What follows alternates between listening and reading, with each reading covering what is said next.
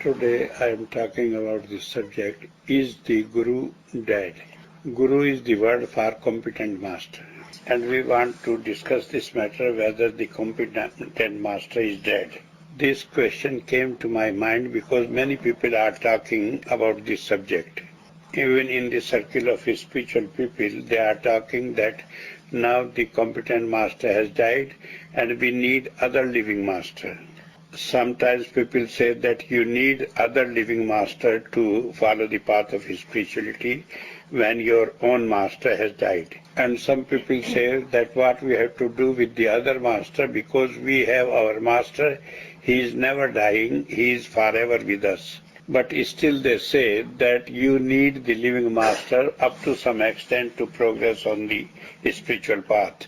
First of all, I want to say Guru is the right word for competent master in Sanskrit and in Veda. And Guru means who leads us darkness to light. Master Baba Saman Singh used to say that this initiation can be done by anybody. Even any layman can repeat you these 5 words. Initiation is not telling you or introducing you these 5 words, but it is introducing you on the path of light. Master gives us first-hand experience of rising above body consciousness and to light. Sometimes there are people who are not initiated by anybody, but still they have experience of light. With that, they think that you can have yourself introduction to that light without the guidance of the master.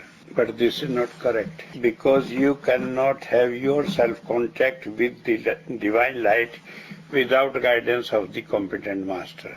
Those who have experience of this light in this life without being initiated, it is due to the reason that they must have been initiated in their previous life and had that experience then. Because the progress we had on the spiritual path in one life is never finishing, but it is going on to the next life also. So Guru's work starts with introducing us to the path of light, and it finishes or completes when he has granted us divine revelation of automatic sound current. When we had this automatic sound current, then we are perfect in the sense that we don't need the guidance of the living master and we can complete further journey ourselves. And the other things that competent master is guiding us, protecting us, and he is merging us in God is the process in which we are attaining all those things. Actually, these are not the products of the spiritual path, but these are byproducts of the spiritual path. And after initiation, then when God-man dies, then we think that we were needing him, so if he has died, then the work is not complete. But when God-man initiates us, then he is never going away, he is staying with us forever.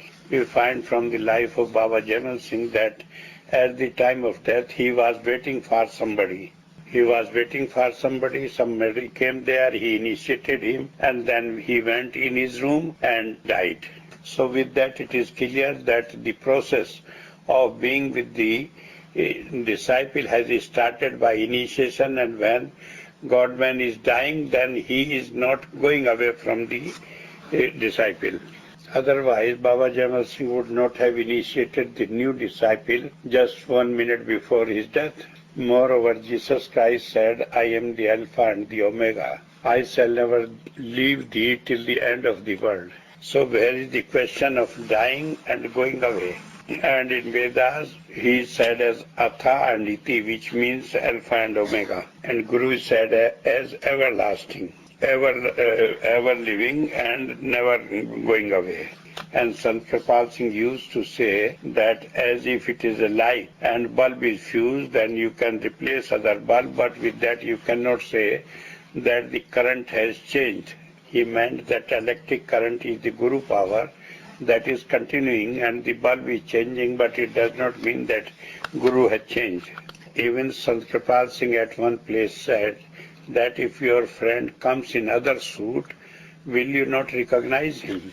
If our friend is wearing one suit and other day other suit, then we cannot say that friend has changed. With that he means to say that this body is like the cloth, that you can change it, and Guru power is the soul that is inside and it is never changing. Or it is said that if it is a river and you take bath at one place, then you say you have taken bath in river Rhine. And if other day you take bath in other place in river Rhine, then you don't say that it is not Rhine. So divine power is the continuous flowing power from the creation of the world to the end of the world.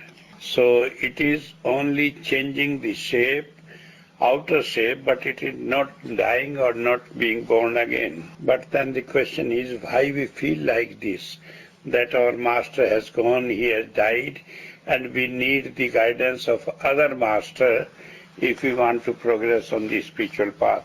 There are many reasons for it. One is he baptizes us, he puts the seed of his spirituality in our heart. And we think when he has gone away, then this seed is not growing.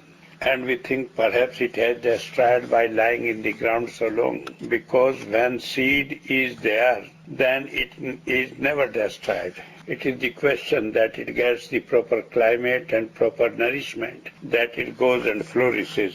And it is due to our mistake that we are not having our attention to the master, so we don't get that atmosphere and that nourishment.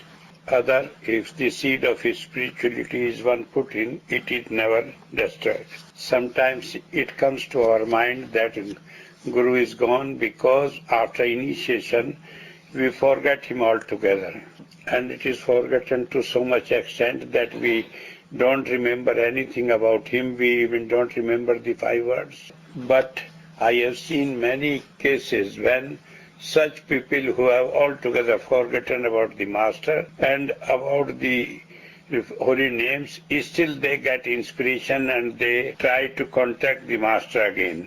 And I ask them how you could remember it when you have forgotten so long. And they say it has come like an inspiration. And I could not understand the reason why and how I could remember it. And the reason is very simple, because divine revelations are inspiring. We may forget him, but he is not forgetting us. And sometimes this is the reason that when we feel that we get protection from the master and we have forgotten him, so we are not getting that protection. And this protection comes to us without our asking or without our thinking of it, because love for master is hidden somewhere in our heart. It is not gone forever, but it springs up when suitable conditions are there. So it is such thing that once you love him, neither you can forget him nor he can forget you. The only thing is we try to forget him sometimes, but then he comes again and catches us back. The question is why he is catching us again and again. It is not that he is doing it by himself, but we are stamped for him. It is will of God that he is our master. It is God's will, and it is his duty to fulfill that God's will. And God is vigilant that no sheep is going away which is stamped and which is going away from the fold. So it is said in Bible that if one has 100 sheep and one is lost and 99 are there, then shepherd is not worrying about the 99 but is going in search of the one which is lost. And the one thing is that God is love.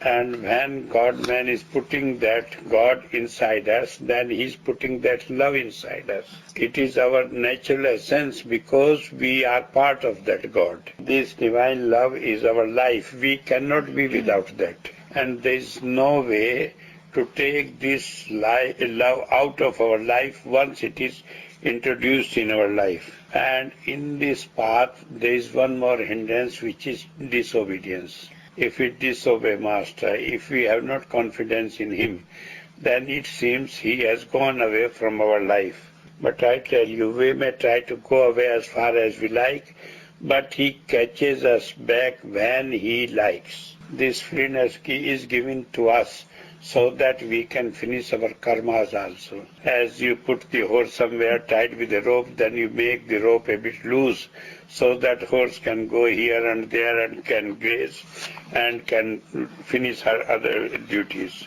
Guru is our life. He is the source of energy to us. So there is no question of his dying because we cannot be without that lifeline. Sometimes we think, when it is so necessary, then why we are not having so much love for him, especially in moments when we don't find anything according to our wish. Then we think, what's the use of remembering to Master all time when he cannot fulfill even our one desire? But it is also in the will of God, because in that moment he wants us to finish our karmas, and without finishing them we cannot be free of them. When we try to forget him, when we are not remembering, we don't feel love for him, it is like you have ash on the burning coal. When ash is there on the burning coal, then fire has not gone. In that moment you feel as if there is no fire. But afterwards, when we remove the ash from the coal, then fire is again burning. But I tell you, when we have ash on the fire, then the fire is not burning so fast. And with that we suffer, because then we don't feel love, we don't feel protection from Master. So it is always good to keep the fire burning. And the best way to keep the fire burning is expression of your love for Master. So you should express it openly.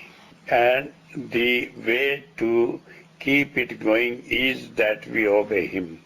Then we will never feel that Guru is dead. Otherwise, Guru is never dead, but ash is there on the burning coals, and we feel that fire has disappeared, and in that situation always the questions comes, is the Guru dead? So keep the fire burning so that this question is not coming in. Yes, this is the right way. Thank you.